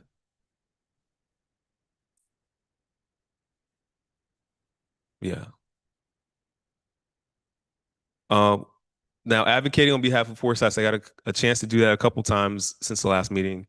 Last Friday, County Executive Aisha Braveboy and Senator Anthony Muse hosted a listening session in District 26, and I was able to attend a couple different parts of that. We started off with a roundtable meeting with some of the leaders in the district, talking about priorities and some of the challenges that communities face. Was able to talk about some of the things that we face in Forest Heights, but also some of the things we're looking to do, like the Boys and Girls Club in our sustainability and beautification efforts. Then we visited a senior facility and listened to some of their needs and some of the challenges they're facing, and thank them for staying in the county and for what they've contributed. Also want to thank Council President Noble and Councilmember McDonald, who were able to come through and represent Forest Heights. And we're looking forward to working with this administration to the betterment of the county as well as the town. And lastly, earlier today, the state's attorney, acting state's attorney Tara Jackson, held a public safety forum. And this was an invite that went out to mayors, chief of polices, and city managers or town managers. So our chief administrative officer, Mr. Clay Jackson, and myself were there, and we got a chance to speak directly with Assistant Chief Nichols for Prince George's County. He was very aware of Forest Heights, and I think we're going to have some increased partnership with preventing crime and increasing the level of safety on the outer borders of town of Forest Heights. We know within our town that we have a great public safety apparatus, but some of the areas outside that we don't have authority to police, we need help with. And so we're looking forward to partnership and collaboration. Lastly, you heard card night and crochet with the youth. It's very fun. I'll tell you personally, I went. I didn't mess with the cards tables because the competition is very intense. So I'm going to do a little bit more studying and watching. Crocheting was great. Thanks to Councilmember Little. She really knows what she's doing, and she even helped me to figure it out somewhat. And then a great event that happens every year for the past few years that you do not want to miss. The Community Bowl football game is a competition, a friendly competition between our two local high schools, Oxon Hill High School and Potomac High. They do this every September, and it's back this year. So it's going to be Friday, September the 26th at 6 p.m. It's going to be at Potomac High School. So that's Boydell Avenue, back up behind Marcy, and is it Wheeler Road? What's the other road? I can't think of. off of Wheeler and you turn. You'll look it up, Google it. It's at Potomac High School. It's going to be a great atmosphere. And I'm hoping that we can have some folks from Forest Heights go. I won't be here that day, so I can't go personally. But if we could have some either council or folks represent, that would be wonderful. And just one other thing to let council know about, and propose. Our youth ambassador was asking if they could have the second half of the night for a youth focused component in November. So it wouldn't be taking over the night, but it would be if the normal card and crochet is running from 6:30 to 8:30, the youth were wondering if they could come in at 8:30 and stay for a little while, have a DJ, some food, some snacks, and have an invitation to talk openly, maybe come up with some ideas of how they want to contribute and get involved. Just consider that. We may reach out to our community coordinator, Mr. Keith Holland, to start that. And maybe just like the card night has come and become a great recurring event, we can have that recur with the youth as well. Well, it's not that no one has to leave. But you know how it's like, you go skate, they have like the regular skate, then they have like the skate where they turn the lights out. So anyway, the football game is a great time to recruit for that because you've got families and students from both schools at the same place. And it's a great time to take a newsletter, share the word about all the great work we're doing in the town, and send an invitation for folks to come partner with us. And that concludes my report. Yes, there's a neighborhood watch meeting happening October the 6th, 6:30. So that's prior to the meeting, an hour before the town meeting. All right, anything else that we missed? That concludes my report. All right, next we will move into public period.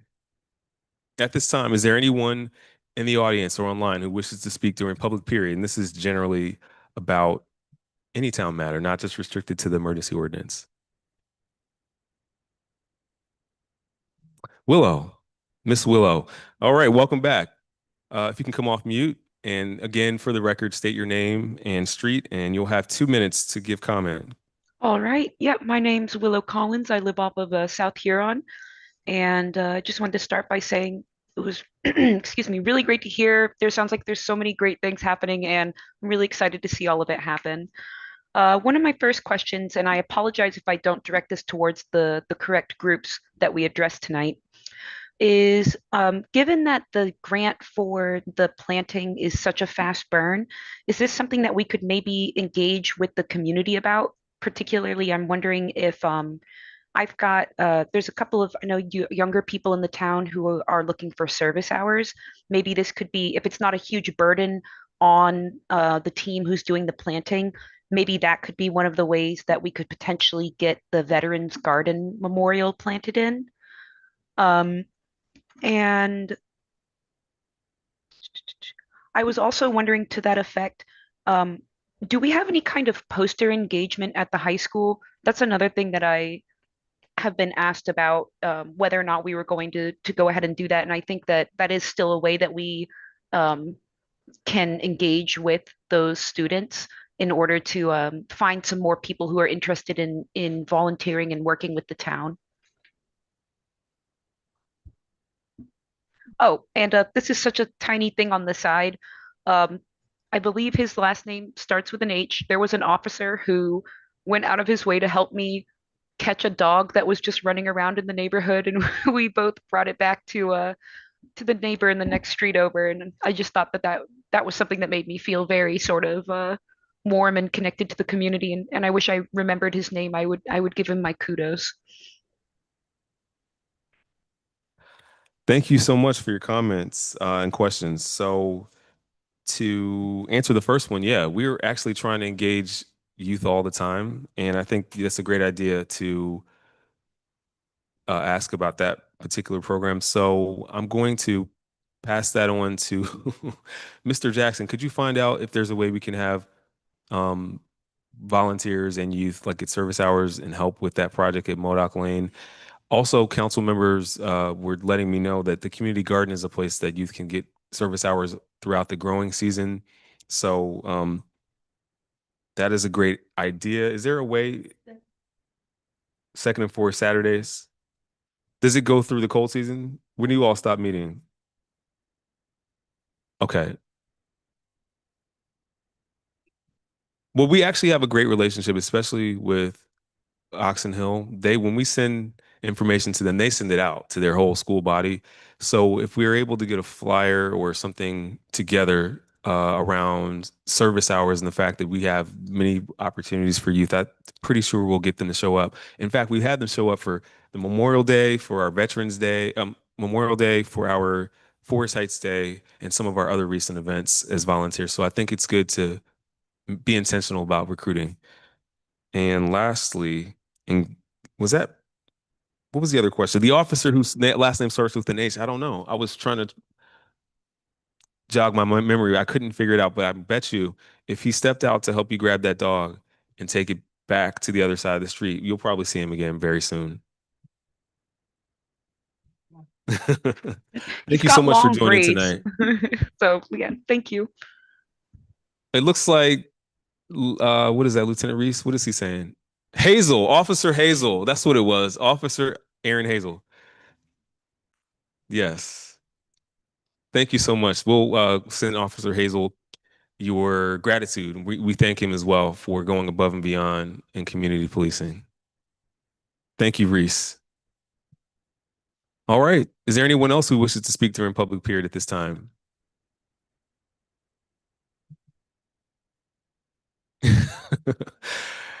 If there is no one else, public period is now closed. And Ms. Collins, if you want to email the comment that you had, you can do that. We'll try to answer it offline.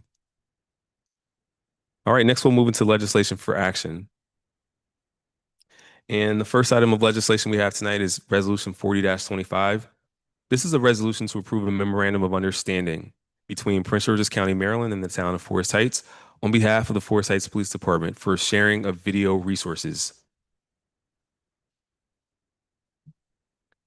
I move that we adopt Resolution 40-25. I second. It has been moved and seconded that we adopt Resolution 40-25. Resolution 40-25 comes before the council for vote because it enhances public safety by providing real-time video sharing, which improves emergency response and situational awareness. It improves communication, establishing clear channels for coordination between local and county law enforcement. It builds stronger collaboration by joining efforts in crime prevention and public safety initiatives. It provides faster response times because county agencies can access video feeds to respond more effectively to incidents. And in Forest Heights, as I've mentioned a couple times tonight, we have our town limits in places where we can enforce right across that line, which you can see. There's sometimes areas that we can't respond and the county has to be the primary authority. So this also gives resource sharing because it leverages county technology and infrastructure to support local law enforcement like the Forest Heights Police Department. And with that, I will open it up for discussion. Councilmember Brownson. I want to have a question. Does this go both ways? We share our cameras with them and they share our cameras with us.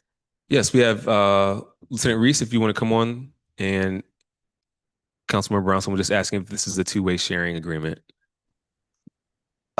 Yes, and good evening, Mayor and Council. It is. They will also give us access to their system that house all of the information. Not only will we have access to the cameras that they have, but anybody that they partner with as well. That's also within the agreement. Thank you. Thank you, Councilmember Brownson. And Council President, to your question, on the one that I'm seeing, it has that date. Yeah, it has that date. Oh, no, I see it. I see it. If there's no further discussion on Resolution 40-25, I'd move that we amend it in the approved line, which is after the be it further resolved, the second be it further resolved. It says the second day of September 2025. We did end up moving this to this meeting. So I move that we amend after the words approve this second day and instead strike the second and put 17th day of September 2025. Is there a second? A second. It has been moved and seconded that we amend Resolution 40-25 after the words approved the second day, striking the second and inserting 17th. All in favor, please signify by saying aye. Are there any opposed? Hearing none, the ayes have it. This resolution is amended. Madam Clerk, did you have a chance to catch the amendment?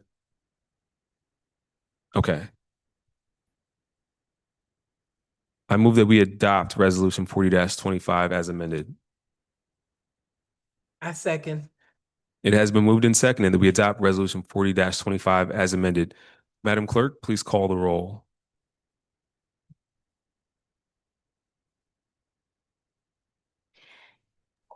Councilmember Hines, Yes. Councilmember Brownson, Yes. Councilmember Little, Yes. Councilmember McDonald, Yes. Council President Noble, Yes. Mayor Lily. Yes. The vote is unanimous. The motion carries. Thank you, Madam Clerk. Next, we'll move to Resolution 45-25. This is a resolution approving a stipulation of dismissal. I move that we adopt Resolution 45-25. Second. It has been moved and seconded that we adopt Resolution 45-25. And let's move into discussion, and I'll give an overview. The benefits of Resolution 45-25 are a legal dispute resolution. This is a resolution that allows the town to formally resolve a legal dispute without continuing litigation, which can be costly and time consuming. It avoids further litigation costs by approving the stipulation of dismissal with prejudice, and it helps to avoid further legal fees and court costs and resource strain. It gives finality and closure because a dismissal with prejudice means that the case cannot be brought again, providing permanent closure. This shows responsible governance, with the mayor and council acting proactively to minimize risks and act in the town's best interest. Is there any further discussion on Resolution 45-25?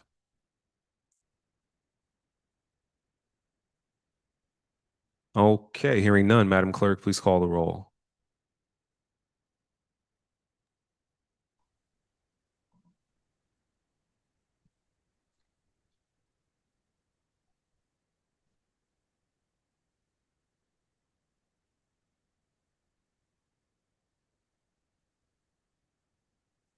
Forgive me, Mayor Lily, if I may ask, the second on this resolution was made by Councilmember Hines, is that correct? Or McDonald? Okay. Councilmember McDonald. It was me. Thank you for asking. Yes, it was Councilmember McDonald.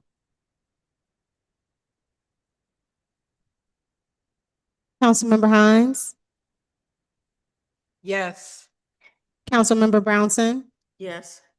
Councilmember Little, Yes. Councilmember McDonald, Yes. Council President Noble, Yes. Mayor Lily. Yes. The vote is unanimous. The motion carries. Thank you, Madam Clerk. Next, we will move to Resolution 46-25. This is a resolution of the mayor and council to approve the Purdue bankruptcy plan and participation agreements in the Purdue Direct and other opioid settlements. I move that we adopt Resolution 46-25. I second. It has been moved and seconded that we adopt Resolution 46-25. Discussion. I'll just give a quick overview for this one.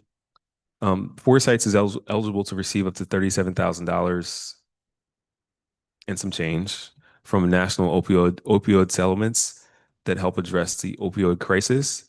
This is over a multi-year period. I believe it's a period of approximately 20 years. These settlements help support public safety because at least 70% of the funds must be used for opioid remediation efforts such as treatment, prevention, and recovery. There's no cost to the town Since the town joined this lawsuit, and it was a class action filing, there are no upfront legal fees by working with the law firms that are on contingency. They only are paid if a settlement was awarded, which one has been agreed to at this point. There's statewide and national participation, so it aligns Foresights with Maryland jurisdictions and the Attorney General's office for greater impact. There is a deadline to do this, so we've got to vote in the affirmative on this by September 30th, which is why we brought it here for vote tonight. This helps secure the funding that's available now and helps us to participate in any future settlements that may come. And if we approve the agreement, it empowers the mayor to complete the required documents to claim the funds and to join this current settlement. Is there any further discussion on Resolution 46-25? All right, hearing none. Madam Clerk, please call the roll. Councilmember Hines, Yes. Councilmember Brownson, Yes. Councilmember Little, Yes. Councilmember McDonald, Yes. Council President Noble, Yes. Mayor Lilly. Yes. The vote is unanimous. The motion carries. Thank you, Madam Clerk.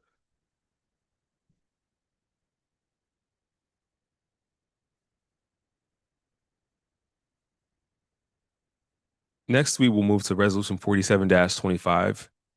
This is a resolution to approve an agreement between the town of Forest Heights, the town, and Avio Incorporated, Avio, in order to deploy and maintain automated traffic law enforcement systems at designated locations identified by the town to enforce traffic laws, including stop sign violations, and promote road safety. I move that we adopt Resolution 47-25. I second. It has been moved and seconded that we adopt Resolution 47-25.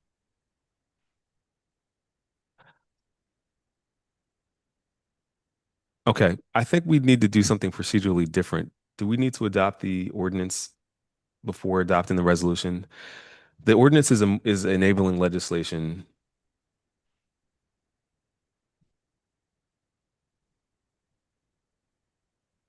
Mr. Best, does it matter in which order we adopt the legislation related to the stop sign enforcement?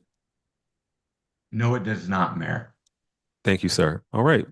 So the resolution and its benefits has already been explained through Mr. Carl's presentation. So I won't offer any further overviews. Are there any questions from council? All right, hearing none, Madam Clerk, please call the roll.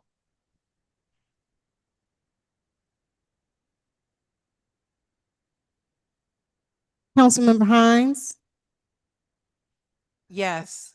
Councilmember Brownson, Councilmember Little, Yes. Councilmember McDonald, Yes. Council President Noble, Yes. Mayor Lilly. Yes. The vote is unanimous. The motion carries. Thank you. Next, we will move to Resolution 48-25.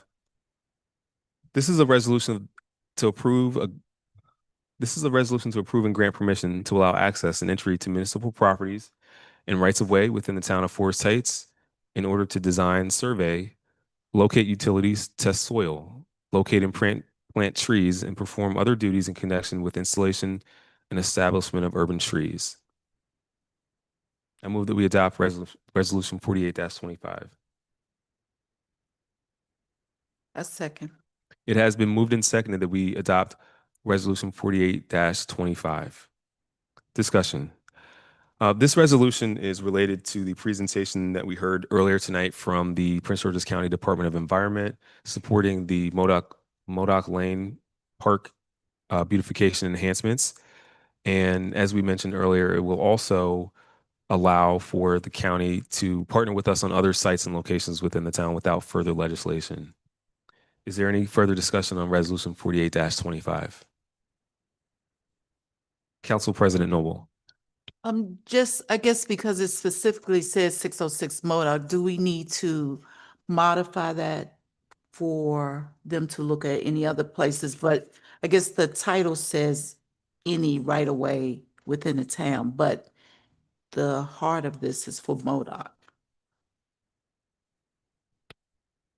Well, let me look at the text really quickly. It's the second page, first whereas.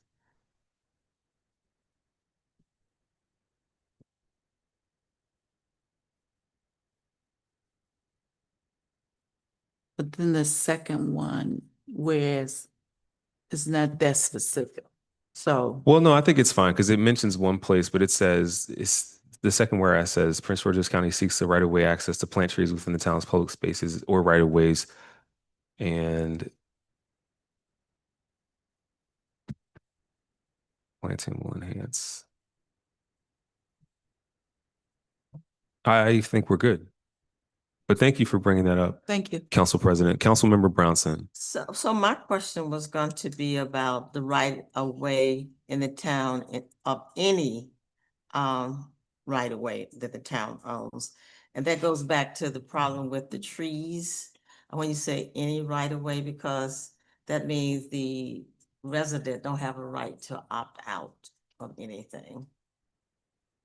Well, the heart of this. That's why I think that leaving MoDOT specifically in here is good, because it narrows it to that and not just any right of way.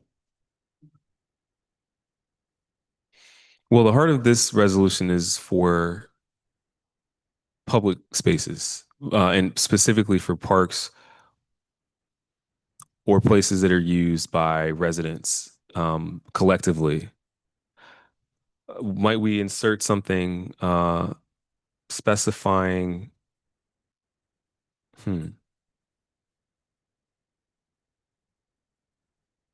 Well, as we talked about it, any further projects will be worked on with coordination with the town administrator. So they'll need to get coordination before they do any other projects. We're not looking to do anything that's going to impact residents with plantings. And if so, the project needs to be proposed. It'll come to the town administrator and council for consideration prior to that. But I think it's a fair point. So thank you for raising it.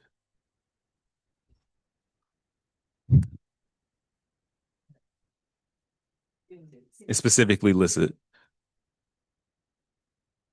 Well, good job to the resolution writers.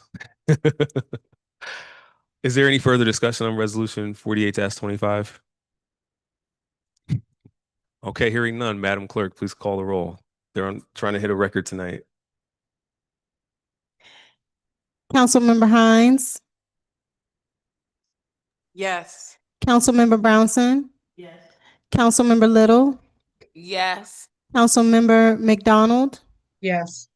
Council President Noble, Yes. Mayor Lilly. Yes. The vote is unanimous. The motion carries. Thank you, Madam Clerk.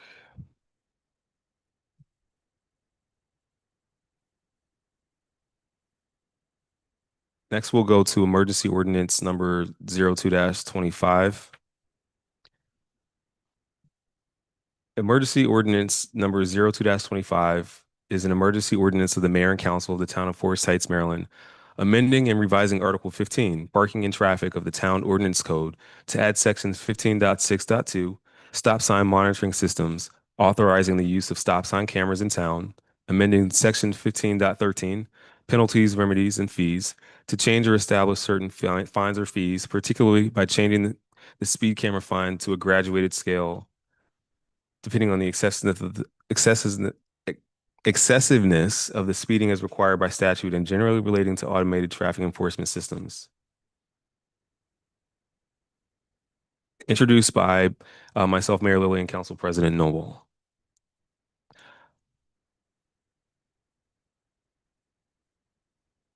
Discussion. Now on this, I'm sorry, we need a motion to adopt emergency ordinance number 02-25. Do you want to offer? I make a motion that we adopt emergency ordinance 02-25. Is there a second? I second. It has been moved and seconded that we adopt emergency ordinance number 02-25. Now that I've read the title really quickly, I just want to make sure that that's the correct title. Mr. Best, is that sound like the correct title to you, sir? And particularly the portion where it says to change or establish certain fines or fees, changing the speed camera fine to graduated scale.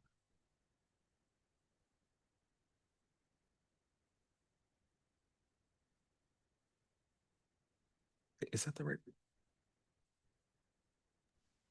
I don't see anything wrong with that title, Mr. Mayor. Okay, thank you.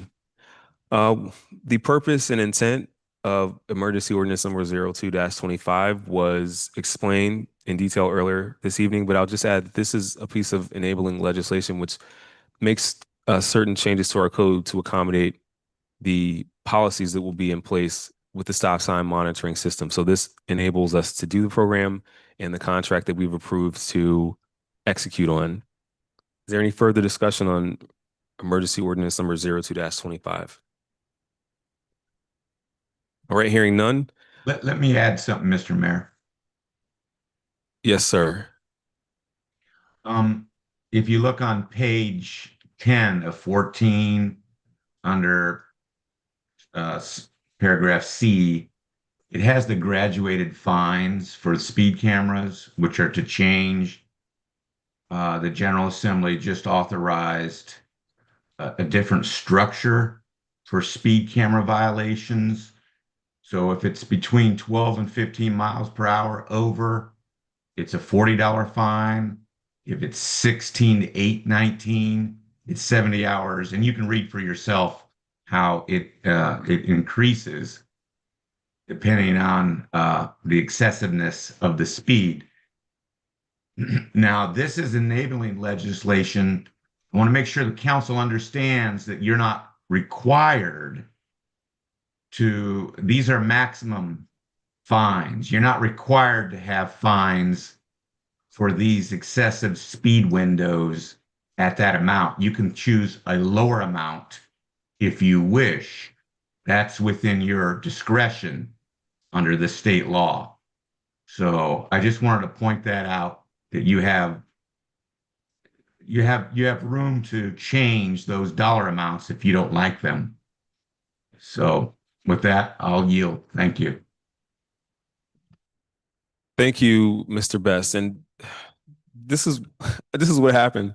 We originally had the emergency ordinance drafted to specifically deal with the stop sign monitoring system. And while doing this, Mr. Best alerted us that there was a change to the fee schedule that we needed to add as part of our code. It doesn't change the fines. It allows us to take advantage if we decide to of changes in law outside of the town.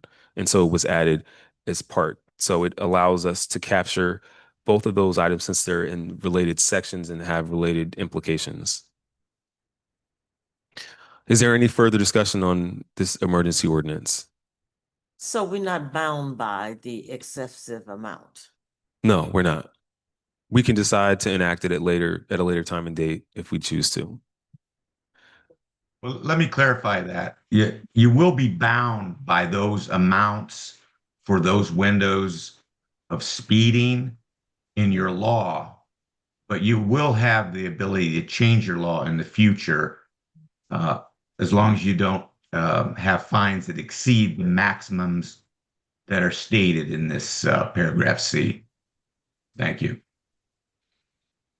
So to clarify that, we would have to implement another resolution to change it if we want to change the fines.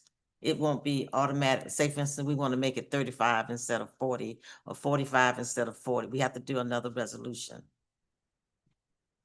Yes, you'd have to do another ordinance. I mean, we have to do another ordinance. Okay.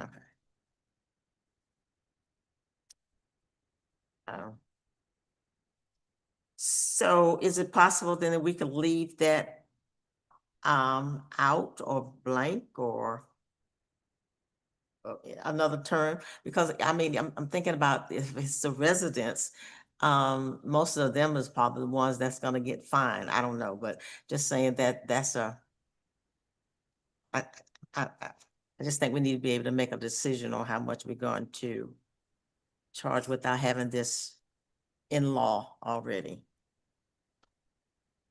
You do have the discretion to keep the status quo and to keep the $40 fine for all and any speed camera violations, regardless of the amount of speed that's being exceeded. Okay. Thank you. Council President, do you have something?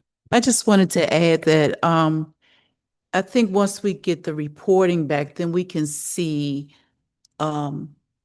those offenders. So, I mean, even if it's residents, we must abide by the law too and keep our community safe. So, Right. Yeah.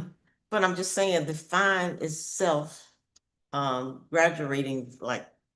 well, that means you're going too fast if you graduate now, right? So, because the town's limit is 25. Mhm. So if you're going 40 or 50, you're going too fast on my street. And you go. Thank you for the thoughtful discussion. My hand is raised. Councilmember McDonald. Good evening. So two things. One is, where does the education to the community come in for this? And then the second thing is, this being emergency, we have to vote on it tonight.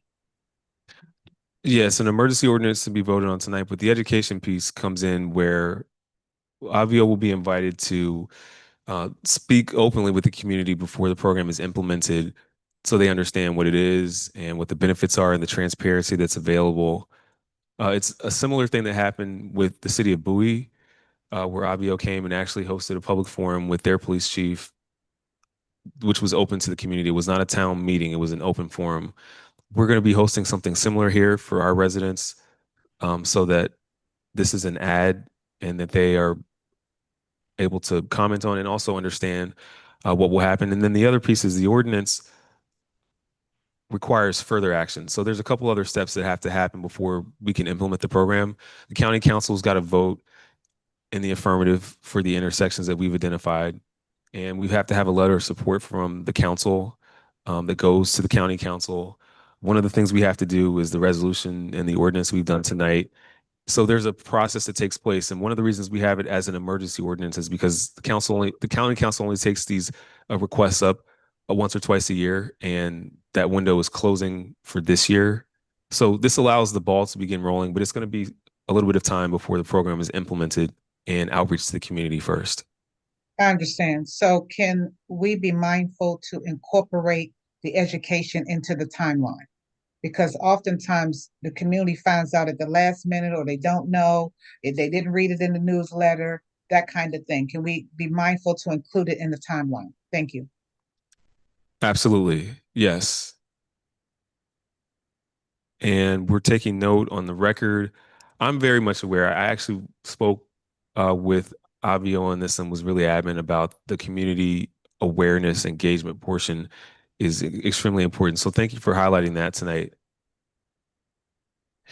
Is there any further discussion on this emergency ordinance? Council President? I just want to share a personal experience in the town of Forest Heights that I have witnessed someone who was hit by a car and had to wait for the ambulance to come and get them. So, you know, when you see these things, then it's a reality. So I think if we continue to communicate through the newsletter, our electronic board, make that a very critical in the sense of those things that we need to post.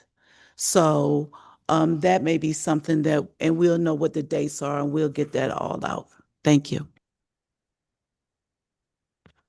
Thank you, Council and Mr. Best, for the comments you added.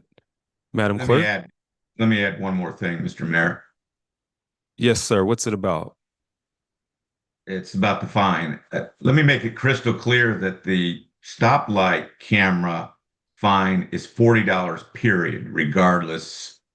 Of course, speed is not involved in the equation for levying the fine for the stop sign violation.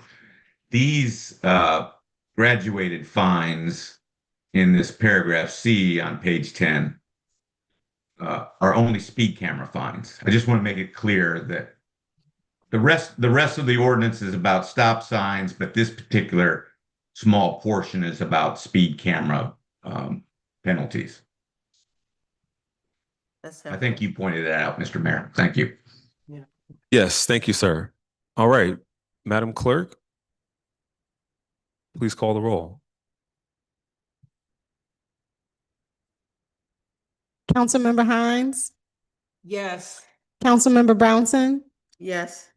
Councilmember Little, Yes. excuse me, Councilmember McDonald, Yes. Council President Noble, Yes. Mayor Lily. Yes. The vote is unanimous. The motion carries. Thank you, Madam Clerk.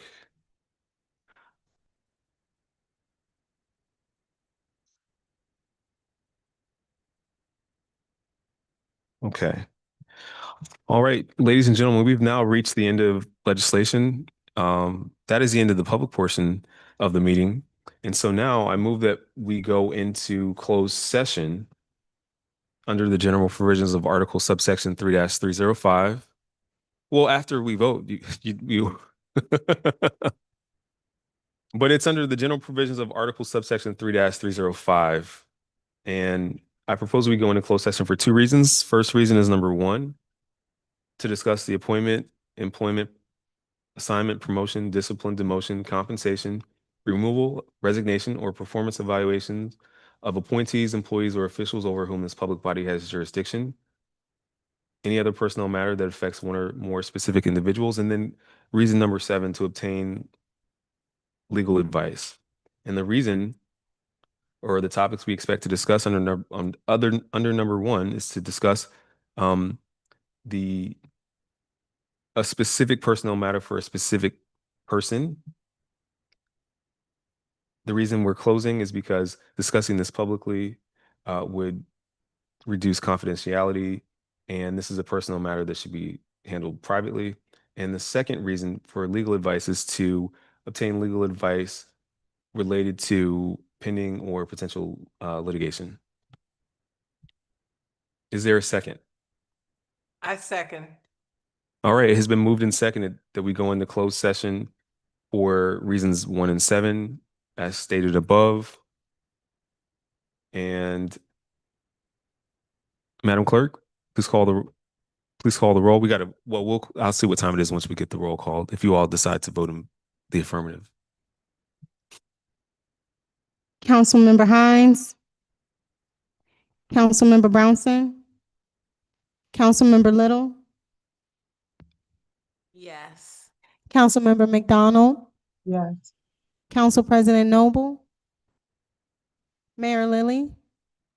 Yes. The vote is unanimous. The motion carries. All right, ladies and gentlemen, we're still 10:02. So the time is 10:02 and this session is now closed. If you are a member of the public and you wish to remain online, you can do so. Once we come back out of closed session, we'll give a report of who attended, what we actually discussed, and any actions that we took. This meeting is now closed. Thank you. Thank you all for joining us tonight.